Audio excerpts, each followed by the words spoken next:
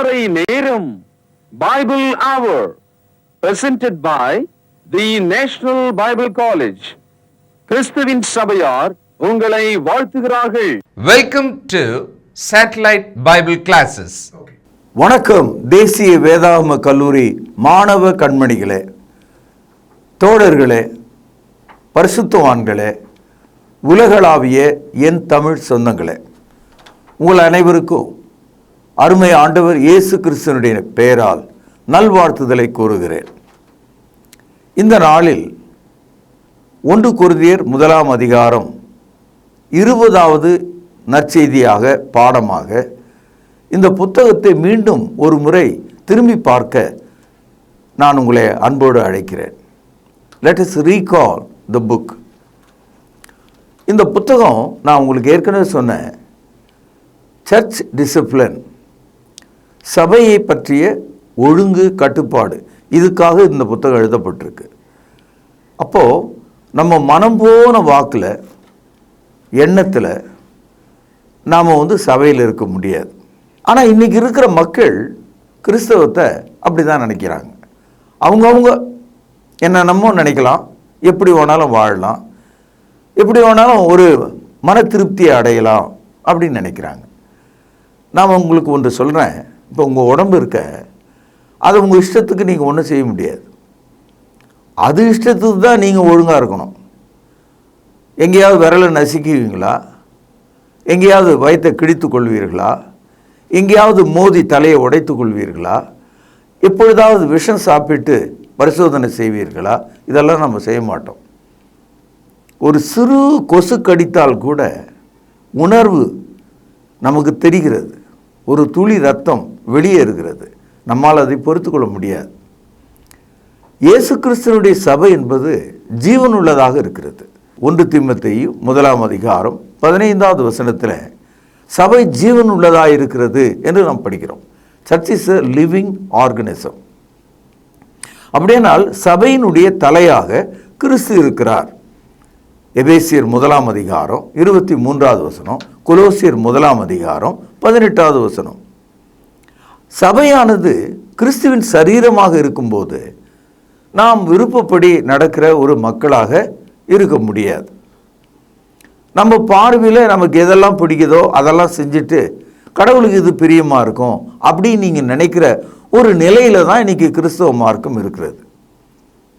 கிறிஸ்தவ மார்க் என்பது எருசலேம் நகரத்தில் 33வது ஆண்டு 3000 அங்கத்தினர்களோடு தொடங்கி இன்றைக்கு 2000 ஆண்டுகளாக அனுதினமும் ரட்சிக்கப்படுகிறவர்களால் ஜீவனுள்ள கல்லாக தேவனுடைய வாசஸ்தலமாக எழும்பி கட்டப்பட்டு வருகிறது என்று எபேசியர் 2வது அதிகாரம் 20வது வசனத்தில் நாம் படிக்கிறோம். அப்படியானால் சபை மார்க்கமாக இருக்க வேண்டும். சர்ச் இஸ் எ வே.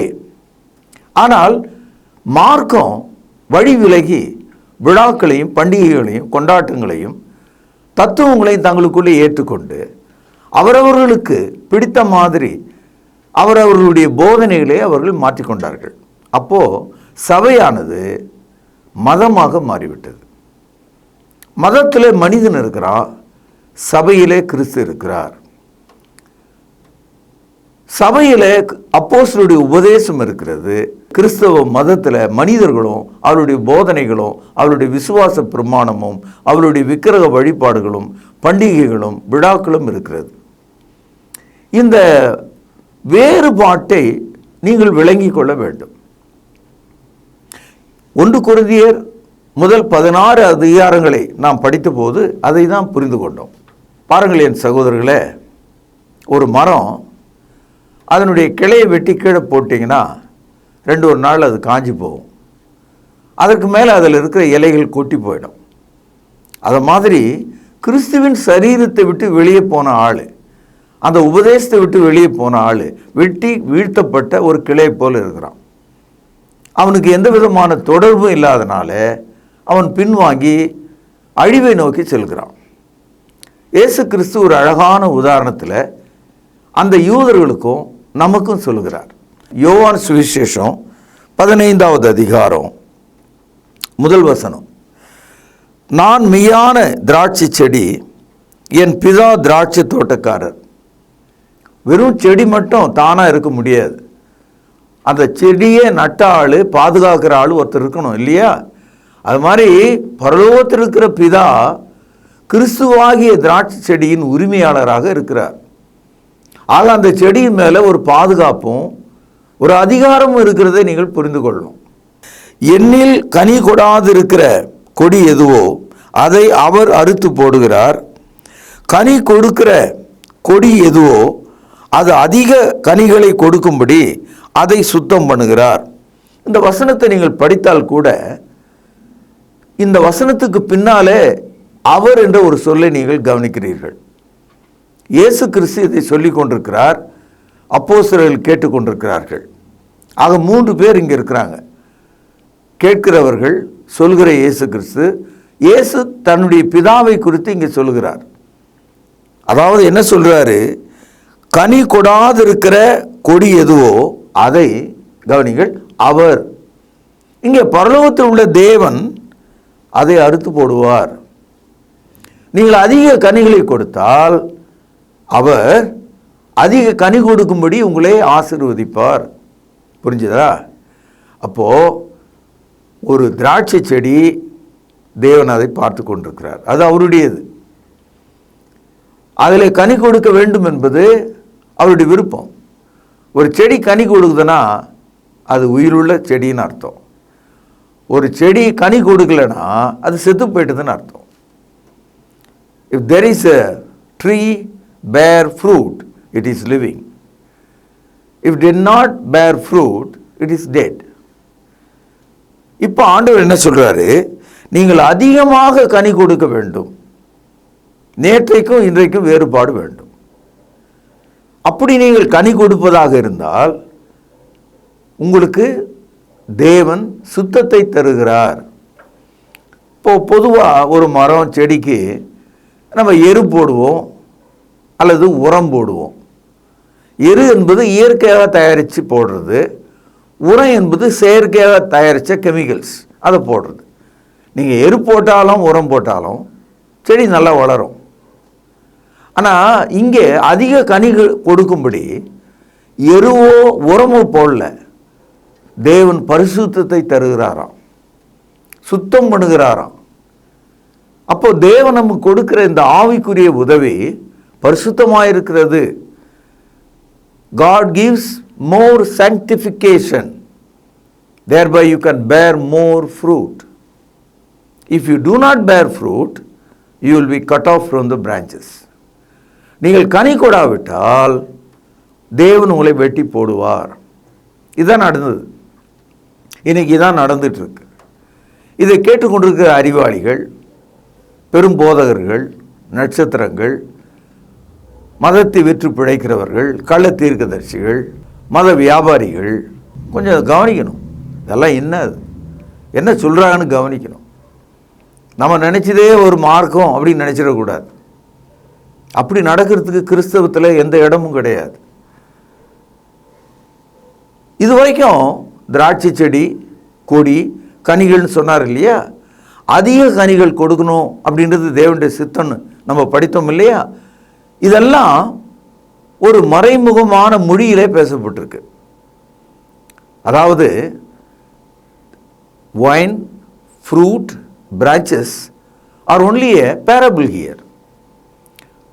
ஆக்சுவலாக என்ன சொல்ல வர்றாருன்னா பாருங்கள், 3வது வசனம், நான் உங்களுக்கு சொன்ன உபதேசமே. உபதேசத்துக்கு தமிழில் இன்னொரு வார்த்தை போதனை. நான் உங்களுக்கு சொன்ன உபதேசமே நீங்கள் இப்பொழுது சுத்தமாக இருக்கிறீர்கள் என்று சொல்கிறார். அப்போ அதிக கனிகளை கொடுப்பதற்கு உரமோ அல்லது எந்த ஒரு உதவியோ இல்லாமல் பரிசுத்தமுள்ள வசனத்தை கொண்டு நம்முடைய ஆத்துமாவை தேவன் அதிக கனிகளுக்கான வளர்ச்சியை தருகிறார். நமக்கு அதிக கனிகள் கொடுக்கும்படியான உதவி அவர் தருகிறார். If you are sanctified more on your heart, you will also bear more fruit to glorify God in your life. இப்போ சின்ன கேள்வி, சில பிள்ளைங்க அப்பா அம்மா கையை விட்டுட்டு தனியாக ஓடும்போது அப்பா அம்மா சொல்லுவாங்க, ஓடாத, விழுந்துருவ, முட்டியில் அடிப்படும். சொல்லி முடிக்கிறதுக்குள்ளே ஒரு லாரியில் ஒரு குழந்தை மாட்டிக்கிட்டது. அது மாதிரி சம்பவங்களை நம்ம நிறைய படிக்கிறோம். அது மாதிரி இயேசு கிறிஸ்துவை விட்டு விலகி போகிற மக்கள் எவனை விழுங்கலாமோ என்று சுற்றி வகை பார்த்து தேடி இருக்கிற கர்ஜிக்கிற சிங்கமாகிய பிசாசின் இடத்துல சிக்கிக்கொள்வோம். Satan is a roaring lion. He searches you so that he may devour. உன்னை விழுங்கத்தக்கதாக அவன் சுற்றிக்கிட்டு இருக்கான். 1 பேதுரு 5வது அதிகாரம் 8வது வசனம். ஆகவே நீங்கள் அதிக கனிகளை கொடுப்பதற்காக அந்த கொடியிலே நிலைத்திருக்கிற ஒன்றாக நீங்கள் இருக்கணும். யோவான் 15ஆம் அதிகாரம் 6வது வசனம். ஒருவன் என்னில் நிலைத்திராவிட்டால் அவன் வெளியே எரியுண்ட கொடியைப் போல அவன் எரியுண்டு உலர்ந்து போவான். அப்படிப்பட்டவர்களை சேர்த்து அக்னியிலே போடுகிறார்கள், அவைகள் எரிந்து போகும். அதாவது கிறிஸ்டியானிட்டினுடைய எண்டு என்னன்னு கேட்டிங்கன்னா, கிறிஸ்தவ மார்க்கத்தினுடைய முடிவு என்னன்னு கேட்டிங்கன்னா, ஒரு கூட்டம் மோட்சம் செல்லும், ஒரு கூட்டம் நரகத்துக்கு செல்லும்.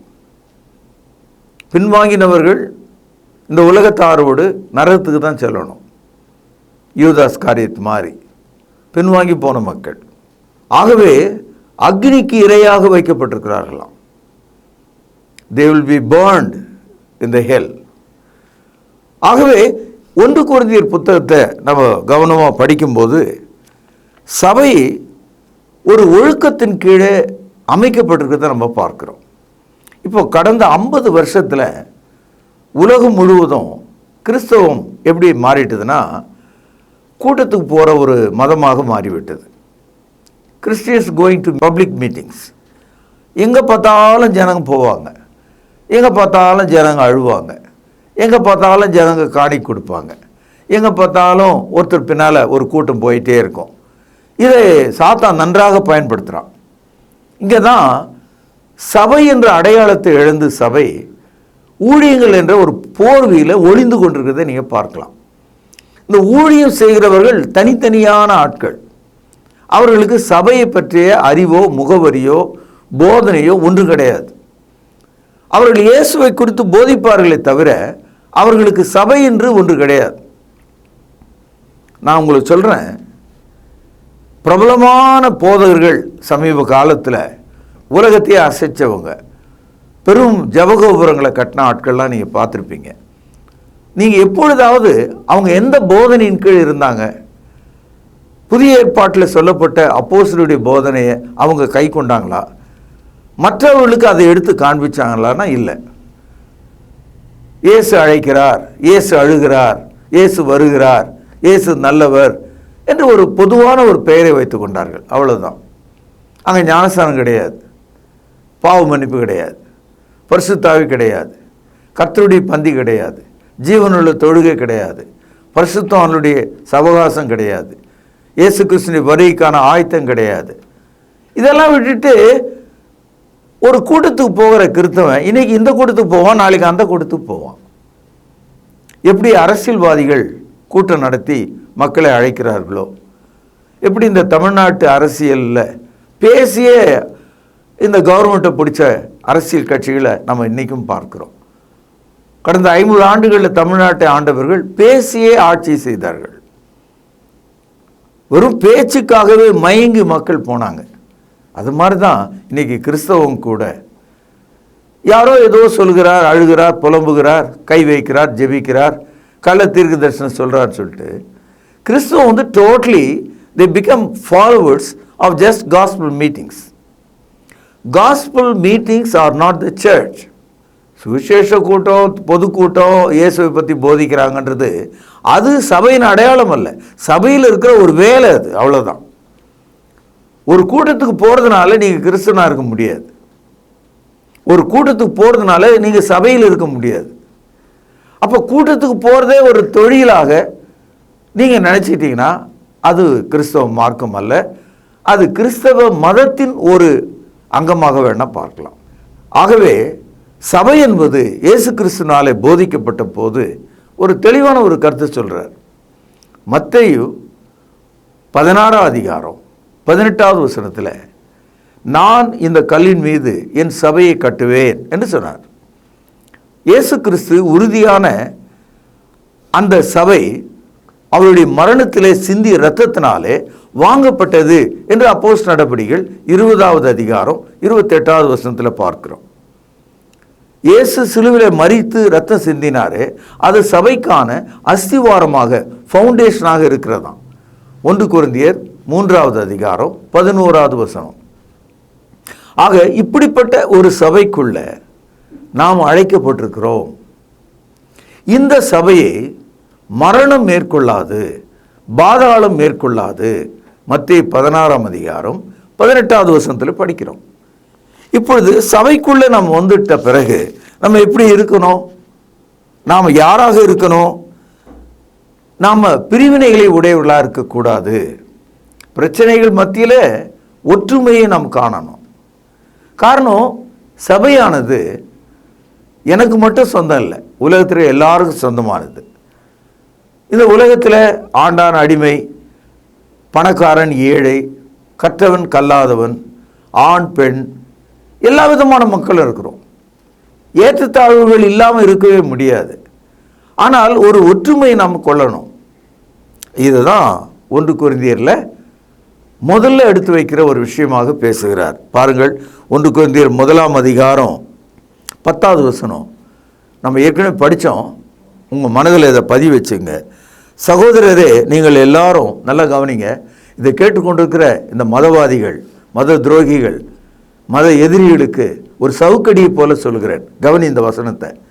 உன்னுடைய கண்ணால் அதை பார்த்து அதை பதிவு செய்து கொள் உன்னுடைய இருதயத்தில். சகோதரரே, நீங்கள் எல்லாரும், அப்போது கிறிஸ்தவர்கள் எல்லாரும், சபையில் நீங்கள் எல்லாரும் ஒரே காரியத்தை பேசவும்.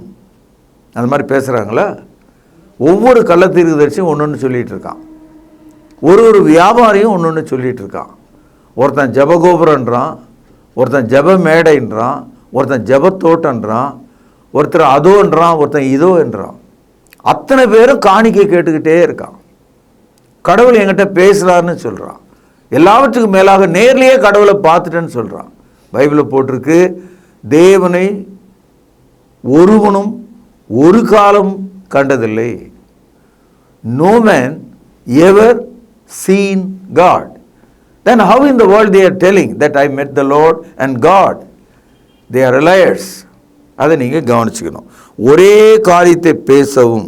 ஒன்று, பிரிவினைகள் இல்லாமல், நோ டிவிஷன். அந்த சரீரத்தில் பிரிவினைகள் இருக்கக்கூடாது. இப்போ உங்கள் சரீரத்தில் கிட்னி வேலை செய்யலாம், நீங்கள் செத்தீங்க. இருதயம் வேலை செய்யலாம், செத்தீங்க. எல்லா உறுப்பும் சேர்ந்து பணியாற்றினா தான் உயிரோடு இருப்பீங்க. பிரிவினைகள் இல்லாமல் ஏக மனது அப்படின்னா ஒன் மைண்ட். ஆளுக்கு ஒரு பக்கமாக நம்ம போகக்கூடாது. ஏக மனதும், அடுத்தது ஏக யோசனையும். எல்லா விஷயத்திலும் நம்ம முடிவு எடுக்கும்போது அது புதிய ஏற்பாட்டின்படி முடிவெடுக்கணும். ஏக யோசனையும் உள்ளவர்களாய் சீர்பொருந்தி இருக்கவும் வேண்டும் என்று நம்முடைய கர்த்தராகிய இயேசு கிறிஸ்துவின் நாமத்தினாலே உங்களுக்கு புத்தி சொல்கிறேன். இப்போ தெருவில் நடக்கிற கூட்டங்களுக்கும் கன்வென்ஷன்களுக்கும் இங்கே அங்கன்னு ஓடிட்டு இதே கிறிஸ்தவ மார்க்கத்தில் இப்போ நடக்குது. கூட்டத்துக்கு போகிறது ஒன்று தான் கிறிஸ்தவ மார்க்கத்தினுடைய ஒரு வேலையாக மாறி போச்சு. நீங்கள் சீர்பொருந்த முடியாது. You cannot be edified. You cannot have the same teaching without any division, having the same heart, same mind. அதனால தான் சபையானது உறுதி உள்ளதாக இருக்கிறது. நம்ம இதை விழுடும் போது நம்ம செய்கிற காரியங்கள்லாம் சைல்டிஷாக மாறிடும்.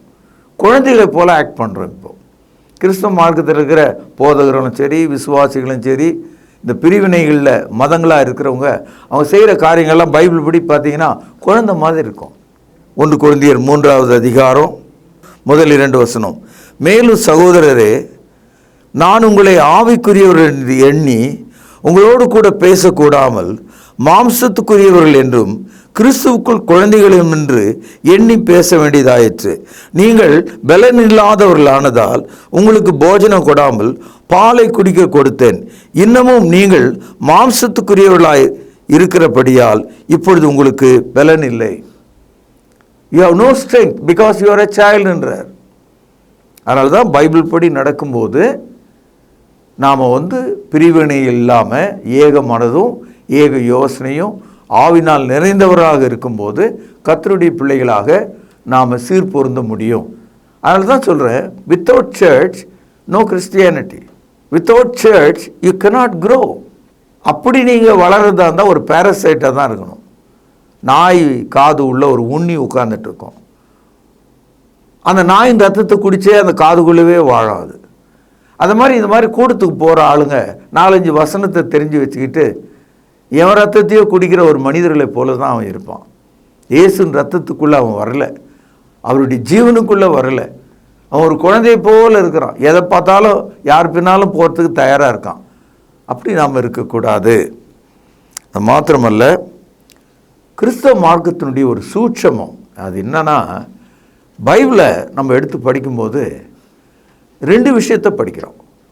சரீர சம்பந்தமானது, ஆவிக்குரிய சம்பந்தமானது, ஸ்பிரிச்சுவல் அண்ட் ஃபிசிக்கல்.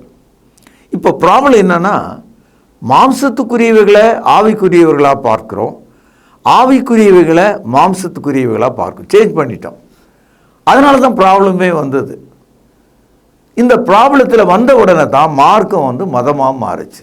1 கொரிந்தியர் 2:13 அவைகளை நாங்கள் மனுஷ ஞானம் போதிக்கிற வார்த்தைகளாலே பேசாமல் பரிசுத்தாவி போதிக்கிற வார்த்தைகளாலே பேசி, பேனால் அடிக்கோடிடுங்கள், ஆவிக்குரியவைகளை ஆவிக்குரியவைகளோடு சம்பந்தப்படுத்தி காண்பிக்கிறோம்.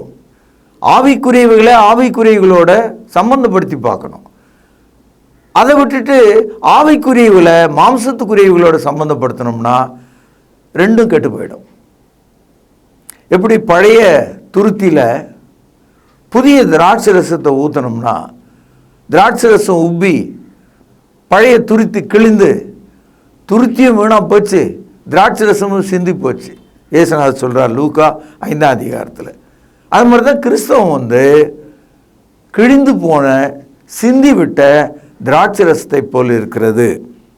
கிறிஸ்தவம் நம்மை தேவனுடைய ஆலயமாக மாற்றி இருக்கிறது. 1 கொரிந்தியர் 3:16 நீங்கள் தேவனுடைய ஆலயமாக இருக்கிறீர்கள் என்றும் தேவனுடைய ஆவி உங்களில் வாசமாக இருக்கிறார் என்றும் அறியாதிருக்கிறீர்களா? இந்த கிறிஸ்தவத்தில் எல்லா வகையான பிரிவு மக்களும் பரிசுத்த ஆவி என்ற வார்த்தையை தான் கேள்விப்பட்டிருக்காங்க. ஆனால் பரிசுத்த ஆவி தங்களுடைய உடலில் ஆத்துமாவில் பெற்றவர்களாக இருக்கிறாங்களா அப்படின்னா ரொம்ப ரேர். அது சில பேருக்கு பரிசுத்த ஆவினாவே பிடிக்காது. குறிப்பாக இந்த புதிய ஏற்பாட்டு சபை, கிறிஸ்துவின் சபைன்னு சொல்கிற ஆளுங்கள்லாம் பரிசுத்த ஆவின்ற வார்த்தையை தான் தெரிஞ்சு வச்சுருக்காங்க. அதை அவங்க அனுபவிக்கலை. அது ரொம்ப வெட்கக்கேடான ஒரு நிலை. அதாவது சரியாக இருக்கிறோம் நினைத்தே தவறாக போன மக்கள். இன்னொரு கூட்ட மக்கள் எப்போ பார்த்தாலும் பரிசுத்த ஆவி பற்றி பேசுவாங்க. ஆனால் பரிசுத்த ஆவிக்கும் அவங்களுக்கும் எந்த சம்பந்தமும் இருக்காது. கிறிஸ்தவத்தில் உள்ள 3வது பிரிவு அதான் இந்த பெந்தேகோஸ்து அமைப்புகள். They talk more about Holy Spirit, but they are far from His teaching and direction. முதலாவது பரிசுத்த ஆவி நம்முடைய சரீரங்களில் வாசமாக இருக்கிறார் என்ற ஒரு தகவலை நீங்கள் ஒப்புக்கொள்ள வேண்டும், உணர வேண்டும், அனுபவிக்க வேண்டும். ஏனென்றால் each member is a temple of God. The Spirit is dwelling in you. அப்படி தான் வசனம் சொல்லுது. நாம் தனித்தனியாகவும் சபையாகவும் ஆவினால் நிறைந்த ஒருவராக இருக்கிறோம். தொடர்ந்து சில முக்கிய கருத்துக்களை நான் உங்களுக்கு சொல்லி இன்றைய செய்தியை நாம் நிறைவு செய்வோம். குறிப்பாக 1 கொரிந்தியர் 15 தேவனை பற்றிய அறிவு, ஒரு தெளிவு நமக்கு அவசியம் என்று பார்க்கிறோம். இது 1 கொரிந்தியர் 15 34 நீங்கள் பாவம் செய்யாமல் நீதிக்கு ஏற்க விழித்து கொண்டு தெளிந்தவர்களாயிருங்கள். சிலர் தேவனை பற்றி அறிவில்லாது இருக்கிறார்களே, உங்களுக்கு வெட்கம் உண்டாக இதை சொல்கிறேன். மக்கள் மத்தியில் கடவுள் எனக்கு தெரியும் என்ற ஒரு அபிப்பிராயம் தான் இருக்கு. They have a feeling or a opinion, I know God. இந்த கருத்து எல்லா மனிதர்கள் மத்தியிலையும் இருக்கு. கிறிஸ்தவர்கள் மத்தியில் மட்டும் இல்லை, எல்லா மனிதர்களுமே அதான் நினைக்கிறாங்க. எனக்கு தெரியுமே கடவுள், நான் நம்புற கடவுளை அப்படின்னு தான் எல்லா மதத்தில் இருக்கணும்னு சொல்கிறாங்க. கிறிஸ்தவர்களாகி நீங்களும் அதான் சொல்கிறீங்க. ஆனால் தேவன் யார் என்பது உங்களுக்கு தெரியுமா? நீங்கள் பார்த்துருக்கீங்களா? பார்க்கவே முடியாது. அதுதான் பைபிள் சொல்லுது. அப்போ தேவன் எப்படி இருக்கிறார்? யோவான் 4:24-25 வசனத்தில் படிக்கிறோம், தேவன் ஆவியாக இருக்கிறார். அவரை எப்படி நாம் தொழுது கொள்ள வேண்டும்? ஆவியோடும் உண்மையோடும் தொழுது கொள்ள வேண்டும். அப்போ தேவன் எனக்கு தெரியும்னு சொன்னா, முதலாவது தேவன் எப்படி இருக்கிறார், அவர் யாராக இருக்கிறார், அவருக்குள் எல்லாம் அடங்குகிறது. தேவன் தம்மை பிதா என்றும் குமாரன் என்றும் பரிசுத்த ஆவி என்றும் தம்மை வெளிப்படுத்தி இருக்கிறார். பிதா சிருஷ்டிக்கிறவராகவும் குமாரன் ரட்சிக்கிறவராகவும் பரிசுத்த ஆவியானவர் நம்மை பரிசுத்தமாக்குறவராகவும் இருக்கிறார். 1 பேதுரு 1:2 வசனம். அதனால தான் ஞானஸ்தானத்தில் பிதா குமாரன் பரிசுத்த ஆவி நாமத்தில் நாம் ஞானஸ்தானம் பெறுகிறோம். மத்தேயு 28:19 வசனம். ஆகவே தேவனை பற்றிய அறிவு நமக்கு தேவை. கடைசியாக என் அன்பு சகோதரர்களே, ஜீவனுள்ள சபை பிரிவினைகள் இல்லாமல் ஆவிக்குரியவைகளை ஆவிக்குரியவர்களோடு பொருத்தி ஜீவனுள்ள ஆலயமாக தேவனை பற்றிய சிறந்த அறிவோடு சீர்பொருந்தி வளருகிறது. இந்த சபை இயேசுனுடைய 2வது வருகைக்காக காத்து கொண்டிருக்கிறது. இந்த சபையில் நமக்கு முன்னால் வாழ்ந்த பரிசுத்தவான்கள் மண்ணிலே உறங்குகிறார்கள். உயிரோடு இருக்கிற பரிசுத்தவான்கள் பூமியிலே இப்பொழுது இருக்கிறார்கள். இயேசுனுடைய வருகையில் 2வது வருகையில் கடைசி காலம் துணிக்கும் போது ஒரு இமைப்பொழுதில் கண்ணிமைக்கும் நேரத்தில் முதலாவது மரித்தவர்கள் எழுந்திருப்பார்கள். பின்பு உயிரோடு இருக்கிற நாமும் எழுப்பப்படுவோம். ஒரே ஒரு செகண்டில் மறுரூபமாக்கப்படுவோம். த ஃபைனல் கிறிஸ்டியானிட்டி, கிறிஸ்தவத்தினுடைய ஒரு முடிவாக நாம் இதை பார்க்கிறோம். பாருங்கள், 1 கொரிந்தியர் 15:51 வசனம். இதோ ஒரு ரகசியத்தை உங்களுக்கு அறிவிக்கிறேன், நாம் எல்லாரும் நித்திரை அடைவதில்லை, ஆகிலும் கடைசி எக்காலம் தொனிக்கும் போது ஒரு நிமிஷத்தில் ஒரு இமைப்பொழுதில் நாம் எல்லாரும் மறுரூபமாக்கப்படுவோம். எக்காலம் தொனிக்கும், அப்பொழுது மரித்தோர் அழிவில்லாதவர்களாக எழுந்திருப்பார்கள், நாமும் மறுரூபமாக்கப்படுவோம். In a twinkle of an eye movement, we will be translated into a glorious body. From this earthly body, we will be translated to the heavenly body. This is all about the future of Christianity. ஆகையால் அன்பு சகோதரர்களே, சபைக்கு வெளியே கூட்டங்களுக்கு போய் வருகிறதுனாலோ, பாட்டு பாடி விடுகிறதுனாலோ, தேவைப்பட்டால் ஒரு காணிக்கை கொடுக்கிறதுனாலோ, ஒரு மனிதர்கள் பின்னாலே போகிறதுனாலோ நீங்கள் ஒரு சபையாக இருக்க முடியாது. சபை என்பது கிறிஸ்துவால் போடப்பட்ட அஸ்திவாரத்தின் மேலே கிறிஸ்துவனுடைய வார்த்தையின்படி அப்போஸ்தலர்களுடைய போதனையின்படி எல்லா விஷயத்திலும் கருத்து உள்ளவர்களாக கனி கொடுக்கிற ஒரு திராட்சை செடியாக, செடிகளை நிலைத்திருக்கிற கொடிகளாக நாம் இருந்தால் மட்டும்தான் நம்மை சபை என்று புதிய ஏற்பாடு அழைக்கிறது. Without church there is no Christianity. Denying church, you are not a Christian. நாளை ஒரு புதிய பாடத்தோடு நாம் சந்திக்கலாம். பிரார்த்தனை செய்வோம். பரிசுத்தமுள்ள நல்ல தகப்பனே, மிக சிறந்த ஒரு நற்செய்தியை நாங்கள் கேட்டிருக்கிறோம். இந்த சத்தியங்களை எல்லாம் ஒரு கோப கண்ணோட்டத்தில் பார்க்காமல் தாழ்மையான குணத்திலே கவனித்து உம்முடைய சித்தம் செய்யத்தக்கதாக பொறுமையும் தாழ்மையும் அன்பையும் எங்களுக்கு நீர் தாரும். எங்கள் பாவ குற்றங்களை தயவாக மன்னியும். ஆண்டவர் இயேசுவின் பெயரால் மிகவும் தாழ்மையோடு இவைகளை கேட்கிறேன். பரிசுத்த நிறைந்த எங்கள் நல்ல பிதாவே, ஆமென். தொடர்பு கொள்ள வேண்டிய முகவரி: திருமறை நேரம், 58 சர்ச் தெரு, குமரன் நகர், சென்னை 6,82,000. செல்போன் 938550 0082. கர்த்தாவே, தேவர்களில் உமக்குப்பானவர் யார்? வானத்திலும் பூமியிலும் உமக்குப்பானவர் யார்?